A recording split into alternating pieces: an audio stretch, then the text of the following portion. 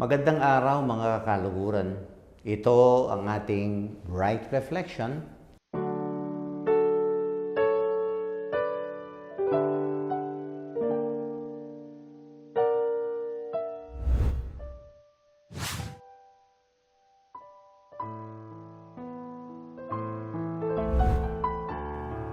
For sale, trust, price, 30 pieces of silver.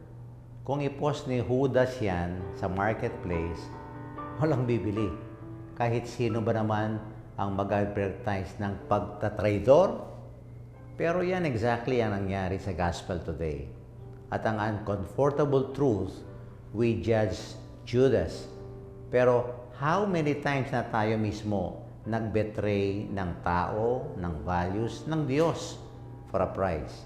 Hindi palaging 30 silver coins. Minsan promotion, minsan convenience, minsan approval ng tao, pero betrayal pa rin. Unang punto, betrayal always starts small. Magkano ang ibibigay ninyo sa akin? At ibibigay ko sa inyo si Jesus. Sabi ni Judas. Hindi nagsimula ang betrayal ni Judas sa deal na yan. It started earlier. Sa John 12, sinabi na ni Judas, nagnakaw siya from the money bag. Unti-unti ang compromise dito. Compromise doon. Tapos, nagbi-build up na yan hanggang sa naging major betrayal na. Pangalawang punto, the rationalization of evil. Sino sa amin, Panginoon? Lahat sila nagtanong, pati si Judas. Ako ba yun, Rabbi? The audacity.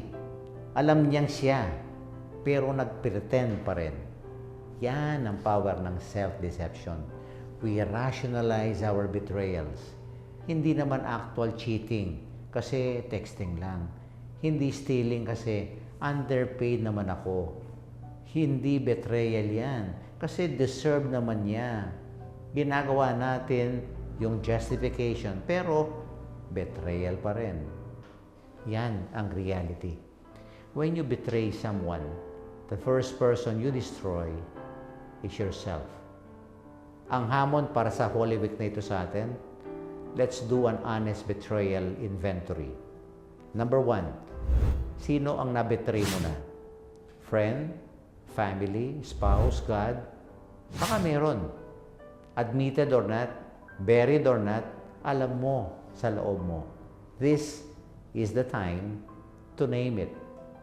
Lord, I betrayed blank blank when I blank blank. Number 2, ano ang price? Ano ba ang nagpo-fuel mo ng betrayal? Money, security, pride, lust? Determine the price tag. Kasi pag alam mo kung ano, makikita mo kung worth it ba, sulit ba ito. And number 3, repent while there is time. Si Judas nag-regret. Pero instead of repentance o turning to God, despair ang pinili niya. He committed suicide. Don't make the same mistake. Kahit gaano ka pa, ka-dark ang betrayal mo. Pero redemption ay mayroon sa krus. This week, go to confession. Reach out sa na-betray mo. Seek restoration. Unlike Judas, you still have the time. The same night na nag-betray si Judas, si Pedro naman, nag-deny ng 3 times. Pero difference nila, si Pedro bumalik, nag-repent, naka-receive ng restoration. Si Judas, umalis, and he never came back.